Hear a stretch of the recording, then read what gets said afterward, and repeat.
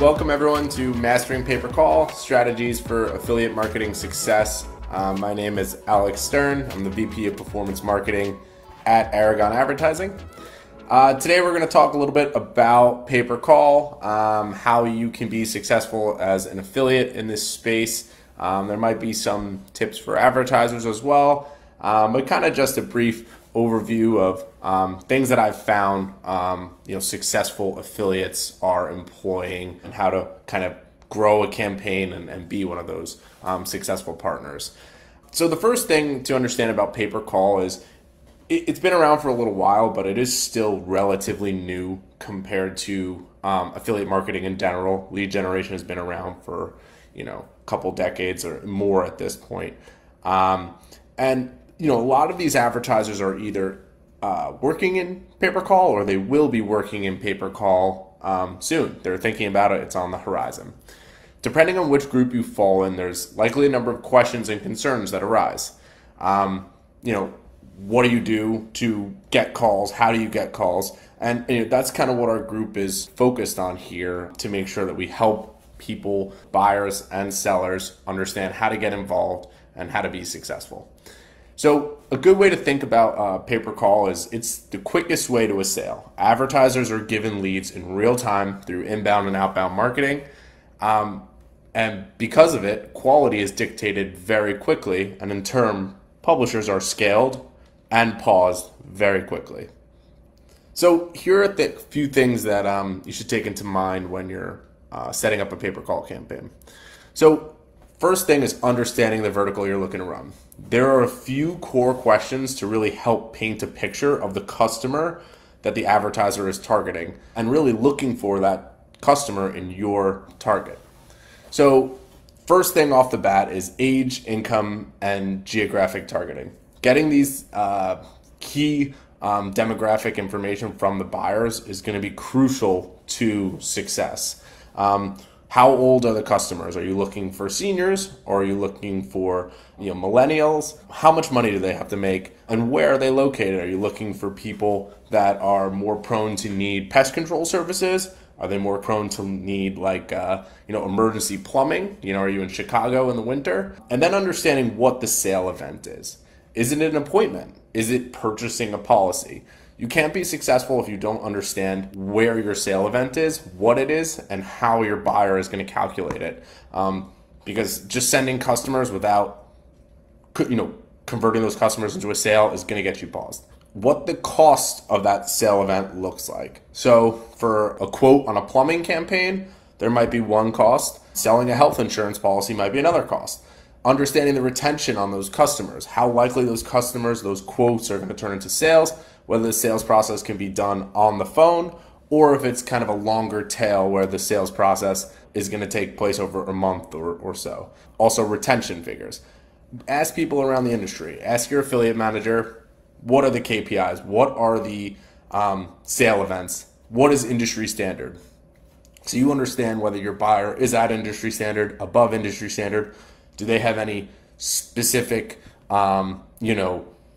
quirks with the way they sell or what they're looking for? All of that is going to really help you when you're trying to drive the right customer for the buyers. In that same vein, what qualifications does a likely consumer have? How many cars do they have? Are they a homeowner? Do they have sun on their roof? These types of questions are key when you're setting up a campaign because you have to understand these if you're going to send qualified customers. A lot of these auto insurance buyers nowadays, they don't even want one car. They want two cars, insured only, higher income folks. The LTVs on these products are much different than they were years ago, and you see carriers pulling out for the past few years. Once you kind of understand what you're looking at in the landscape, it's important to ask what your competitors are running. So for newer marketers, it might be difficult to understand where to find this information, how to figure it out. And I'll get into that in a little bit, but key questions are, what do their ads look like? What is their funnel? And how do I find this information out? So once you kind of get what the competitors are doing, what the landscape looks like, you have to start thinking about the costs and the margins, setting up your RPC and CPC targets, setting up your ad sets and understanding what is kind of like a baseline you should be expecting. So kind of from there, you're at the point where you're ready to set up a campaign. You've got your ad sets, you've done your research, you're in a position now to launch. So some of the things that you might consider is testing lines, making sure the IVRs recognize with your ad copy, so customers aren't confused when they arrive at your landing page. So seeing if buyers have IVRs, if the networks have IVRs, if certain routing plans have IVRs, how the calls are handled, are they filtered through a call center, are they going directly to a rep? Those kind of things are good to understand before you start. And that's usually industry-wide. You'll find similar. Some campaigns can be set up in particular ways. So let's dive in a little bit more about understanding where the traffic comes from. When you're setting up a campaign, you really have to understand how your competitors are running, right? It's basically, a freebie. You can go into Facebook ad library, Google. You can use tools like SEMrush and SimilarWeb, which will take you through the customer journey, and you'll understand exactly how your competitors are running. You'll see all their ads, all their ad copy, all of their landers, and take time, understand what it looks like. Some of these are paid services, some of them are free, but even going on Google and typing in keywords, auto insurance near me, plumbers near me, see what comes up, see how these people are driving customers, click through their landing pages, take some screenshots, see what's working, and see what you can employ to create your own customer journey. When setting up these campaigns, it's important to understand diversity. So there's both diversity on your campaigns, on your targeting and your ads, and buyer diversity. We'll get into buyer diversity a bit later. This is speaking mostly about your campaigns. So when you're setting up a campaign, you're probably going to be wanting to just get something approved, get something set up, which, yes, it's, valuable. You get live, you get spending, you're getting towards your goal.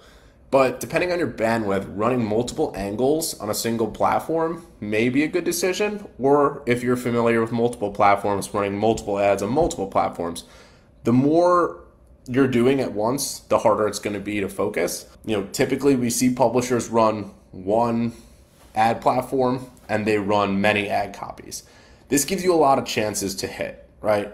If you're running 2 or 3 different ad sets, they might all be crap. You might be paused quickly. If you're running 15 ad sets, the odds are 1, 2 of them might have, some good quality in there, good RPC, good CPC, and you might be in a position where you can make some money. So, and before making any decisions, make sure you're spending enough money on these campaigns. I can't give you a number. I would say make sure you have enough impressions, make sure you've seen enough of user behavior before you decide to shut an ad down or iterate an ad, duplicate an ad, just so that you're not cutting something off early.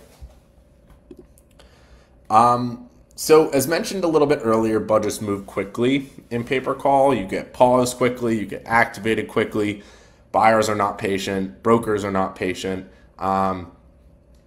You're usually getting scaled or paused in the first week of these campaigns. To avoid that, it's key to add buyers. So everybody wants to run direct. Everybody wants their big, carriers or aggregators who are going to be able to take calls from everywhere, that are directly writing policies or servicing customers for their, HVAC. But it's not realistic to run campaigns solely with direct buyers. You have to fill your campaigns out so that you're able to mitigate loss, mitigate pausing, caps, concerns, quality issues. If you're starting a new vertical, you're not going to be able to be successful right off the bat just running, whatever new ad copies you have. Your calls are likely going to be a little bit off target. Your buyers are not going to be super happy. Obviously, involving patience, instilling patience in your buyers. Hey, please, take your time, look at these calls, understand what's going on with these calls so that you can optimize. But what helps you is having more buyers. Running to 2 or 3 buyers is better than one buyer, but running to 5 or 6 buyers is a lot better than 2 or 3. Your odds in getting paused are much lower. The cost to the buyers is much lower. Again, pay-per-call is immediate. 90-second calls, 120-second calls, pay per action, and you're not paying per lead at this point. They're not working these leads. These customers are on the phone. It's either a good lead or a bad lead. If you send a lot of bad leads to a direct buyer, you're going to get paused. So working with your buyers, creating an environment where your weak buyers become strong buyers, work with your networks, work with the buyers. I can't tell you how many times I've seen simple conversations with advertisers go a really long way. Hey, what are you seeing? What's not working for you? How can we make this work? What are your targets? Do we change the duration? Do we change the customer journey? Or is the ad copy not fit for what your agents are selling? But having a discussion with them, talking to your brokers, talking to your affiliate managers, setting up separate campaigns or targets for each, that might do the trick for you. No buyer should be too small for you to start, especially when you're newer and you're looking to break into a new vertical. Small buyers can become big buyers quickly. We've seen it time and time again. Once campaigns are live, it's important to keep your thumb on the pulse. QA the calls to understand how you're performing. Did the customer ask for a quote? Were they looking for an existing company? Do they have no idea why they're on the phone? Are they looking for something free? This is all going to tie back to your ads. You might be copying what's out there in the wild, and that might get you paused. You might be running something that is a little bit more on the aggressive side. That might get you paused. Understand what percentage of your calls sound like this, sound like that. Tie that back to keywords and ad copy through tracking events. That's the only way you're going to be successful. You have to know what's driving what your costs are for those types of ads, those types of keywords. And really, again, I mentioned this before, but building a relationship with networks. I know we're obviously a network and there's some other networks in here, but build a relationship with your networks.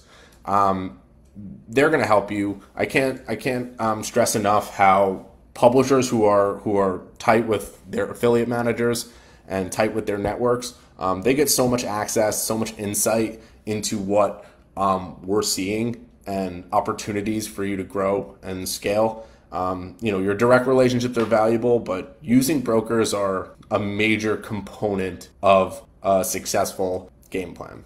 So optimizing the pay-per-call campaigns, which we touched on a little bit, can mostly start from understanding your RPC targets. You might be getting, a really low, cost for consumers to click on. You might not be hitting the revenue you need to be profitable.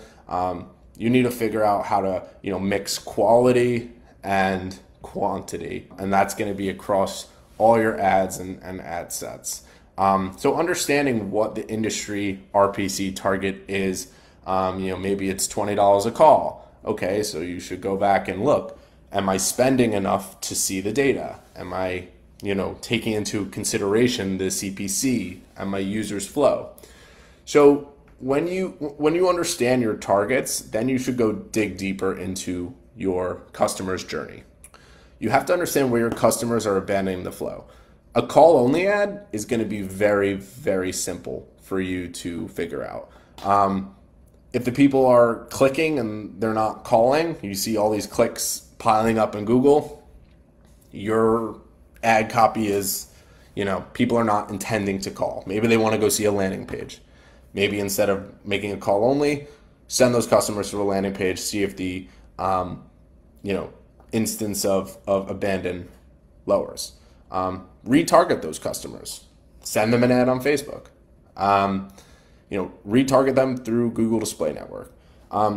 Really test to see what's going on with those customers. If you spent money on a keyword and it's a high target, high quality, targeted keyword for a specific company, or specific vertical, you should do everything you can to make sure that you're going to press it to the, squeeze the juice out of it. You want to make sure that you're going to see why the customer is not converting. So if it's simple, like a call only ad, you have a few different options of figuring that out. And then None of them, bear fruit. The keyword is, maybe needs more time. Maybe it needs to bake. But then you're looking at some more complex flows where you see on social media, TikTok, Facebook, Instagram, where consumers are clicking on ads. They're doing call only on Facebook now, but they're also going to pre-landers. This is where there's a lot of different variability. So you're looking at, is your ad copy, misleading? Is your pre-lander misleading? You've got to look at things from click-through rate. Where are the customers dropping off on your journey? Are they clicking from your ad copy to your pre-lander and then they're abandoning? Are you retargeting those customers? Are they not engaging? What is your percentage of customers coming back more than once? Looking at kind of everything from the top to the bottom. Are you not getting enough clicks? Are the costs of your clicks too high? Are the costs of your clicks too low? Split test a ton of different variables. Pictures go a long way. Video has been incredibly popular on Facebook and obviously TikTok and Instagram for ads. I think, video has seen ads come in more frequently from video now than even just your standard picture ads that you're seeing.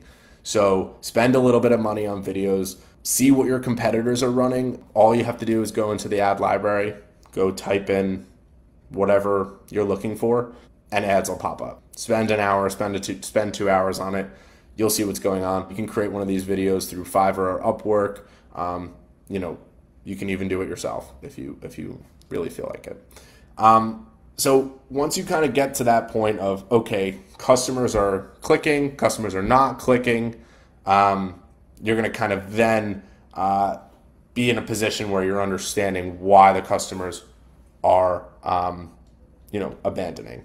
So if your ad copies are good, your CPCs are low, your ads are relevant, now it's about what you're targeting. If your customers are clicking through, they're all getting to your pre-lander, and then they're all leaving, that probably means your ads are misleading.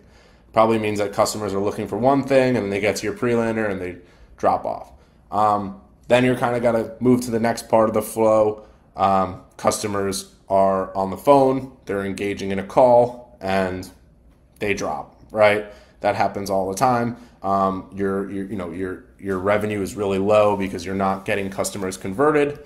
That probably means that your user flow again is confusing. Check your IVRs, make sure the buyers are picking up phones. I can't tell you how many times people are flying blind. They set up campaigns and there is nobody answering the calls. Calls are dropping on the IVR. People are sitting on hold. People are optimizing towards ghost variables. You see a 20-minute call, you don't know really why. I've seen people wait on hold. Things like pest control, people wait on hold forever to get something removed from their house, but maybe it was an off-target call, maybe it was animal control, maybe it was something out of your purview that you can really understand what's going on. So those are kind of like the basic things you want to look at when you're trying to optimize your campaigns. Once you find those weak spots, as I mentioned before, iterate, test different things, do more research, go back to the first step. What are other people doing? What can I do as well? I don't say copy, but, use their, success and see what's working. Is a certain angle working? Are your buyers comfortable selling that angle? Are you already using that angle and your buyers aren't converting it? Maybe it's just a conversation on the other side. Hey, I'm sending customers that are looking for this, looking for that. Do you think that your agents can handle a call differently? Not going to get into details, but every one of the popular verticals nowadays have some sort of hook that's being used. And if your buyers aren't prepared to sell it, if they're smaller buyers, you could be doing all of the legwork and they're not closing the deal. We've seen that happen time and time again. Test different content, images, colors, videos. I promise videos are here to stay and they're going to grow. They'll be all videos soon. I think if you scroll through any Facebook or Instagram feed, seeing stills at this point is rare.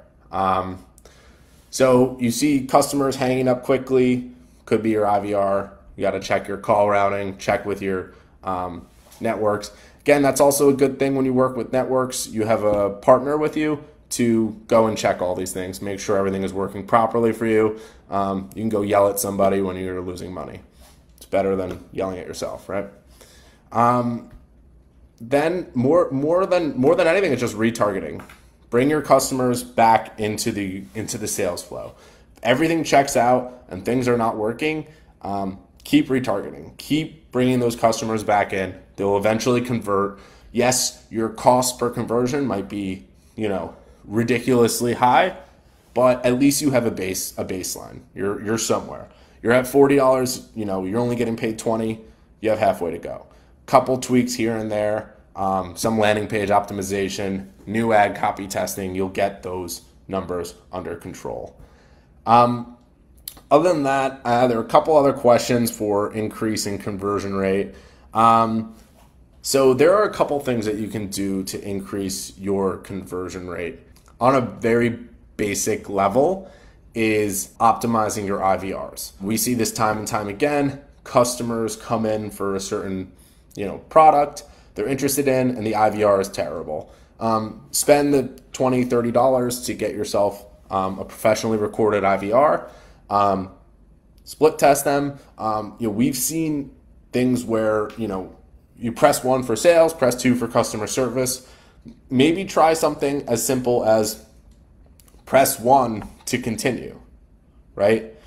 And then if the customer doesn't press anything, they hang up. That might, move the needle a little bit for you, increase your conversion rate a bit more, and really at the end of the day, make the difference. When you're doing 10, 15 calls a day, a conversion swings one way or the other, it makes a big difference. Also just, take note that your routing is likely to benefit from increased buyers. So increasing conversion rate is increased buyers. Put the competition on the buyers. Use your networks. Use your direct buyers. Put networks against each other. Publishers gain leverage when they have multiple buyers. If they've got 10 or 15, their conversion rate is certainly going to be higher than the publisher who has 2. They have to compete for those calls. If you're confident your calls are good, you're seeing good results with some buyers, diversify. That will help increase your conversion rate. Try to push your durations down. Try to increase pricing, and be kind of there to communicate with those buyers. I think there's one more. So it's approaches for targeting high quality pay-per-call leads. Again, this is going to come down to trial and error. Doing your research, as I mentioned before, understanding what your customer looks like, how old are they, where do they live, how much money do they make, how many cars do they have, do they have sun on their roof, and then watching that customer go through the flow. I can't tell you the difference between someone who's going to try to start at the bottom and get really low quality traffic and try to work their way up versus doing the opposite. When you set your standards high and you understand what your target customer looks like, then it's just about what are these other things that this customer can be looking for? What other ways can I capture this customer? So start from the top to the bottom, find a high quality lead, high quality flow where the customer understands what they're looking for. They get on the phone, they know what they're talking about, they know who they're talking to, and they are able to set a standard for you. So you say, okay, I'm calling in for, solar. So the customer shouldn't be looking for, maybe some rebate or something this or that, or they might not be a renter. Or maybe that is a hook for you. Maybe there are certain tax benefits you use, and you try to bring those customers in, but you're noticing, I'm getting all these renters. Okay, maybe I add one more step. Maybe I just have a pre-lander. Hey, do you own or do you rent? Find a way to get rid of those renters. Go monetize that with a different offer. I promise you there's something else for someone renting that is looking for solar. But these are the kind of things that will help you find those high quality leads. Build unique funnels, make sure you understand where your customers are dropping off, and make sure it's clear that the customers understand who they're talking to, what they're talking about, and why they are on the phone. Because at the end of the day, even if you're producing sales, especially in industries like insurance, customers tend to be fleeting. If you're, being very aggressive with your ad copy and you're not being clear with what the customers should be looking for, your CPA might be great, but if all of your customers are going and signing up somewhere else next week or don't really understand why they're on the phone, the value is not there. So communicate with your buyers, understand what a really high quality targeted consumer looks like, produce those consumers, and then whittle your way down into profitability. All right, so I think that is all. All right, everyone, thanks so much. Have a great one.